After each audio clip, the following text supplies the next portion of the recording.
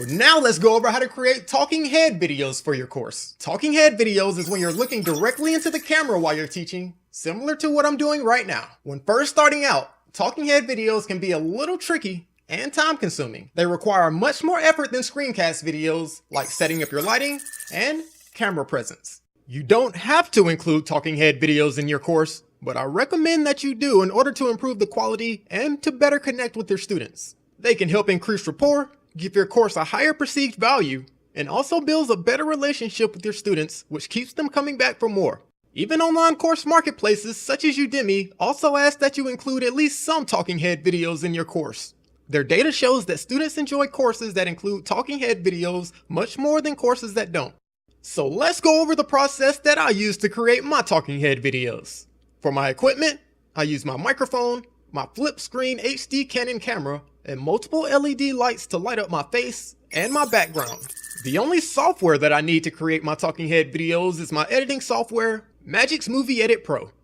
First, you will have to set up your lighting. It can take a while to get your lighting just right, but let's go over how I currently have mine set up. To light up my face, I use two daylight LED lighting kits, both covered with a light diffuser. The diffuser helps to provide a more natural lighting and helps to reduce glares. I also use two LED desk lamps to light up my background. This helps to add more depth to your video and can help to improve the visual quality. Personally, I also like to include some props or background images related to the topic that I'm speaking about. You can get branded posters, shirts, and even coffee mugs from sites like Vistaprint. Once you have your lighting and background set up, you can now create a new project in Magic's Movie Edit Pro to record your audio and to also do your post-production editing, similar to the steps we went over when doing the screencast video. To ensure the best quality, you should not record your audio using your camera mic. My audio will be recorded using my editing software and an external microphone, but my talking head will be filmed using my Canon flip screen camera. I will later have to sync up my audio file with the video file from the SD card on my camera.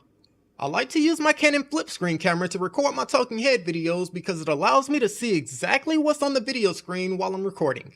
So to get started, I will hit record on both my camera and also on my editing software.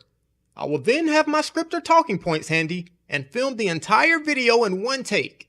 This doesn't mean I don't make mistakes, but mistakes can be easily edited in post-production. If you do make a mistake, you can simply clap, which will give you an indicator of where you messed up in your video, then restart from the previous sentence.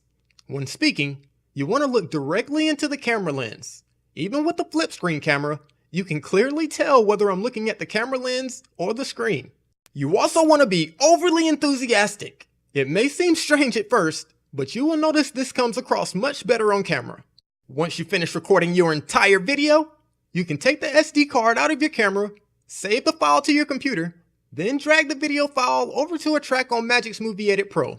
I like to put my video file in track 1 and move my audio file down to track 3. This allows me to put the camera audio in track 2 and sync up my video with my audio. To do this, I will put the video and camera audio on separate tracks, then visually sync up the camera audio with the microphone audio.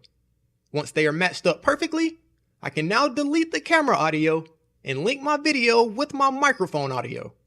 Now you can edit your video and remove any mistakes. You can use the audio wave to locate any pauses and also locate where you clapped in order to remove the sections where you made mistakes. You can easily tell where you clapped at by looking for the huge spikes in your audio wave.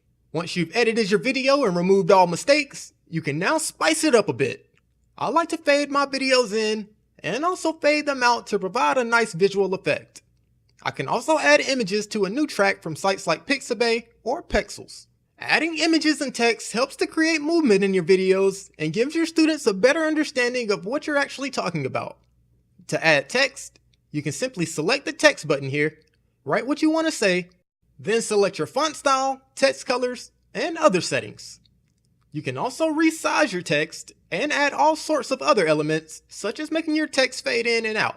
Once your video has been edited and enhanced with images and text, you can now export your completed video. Make sure your export settings are set to MP4 with a resolution of 1280 by 720, a frame rate of 29.97, and a ratio of 16 by 9. Your audio default settings should be fine at 48,000 Hz and 128 kilobits per second. Make sure you save your video to a location that will be easy to find when you're ready to upload your course videos to the various platforms. So let's take a look at the example talking head video that I just created. Remember, this is just a test and I'm talking nonsense.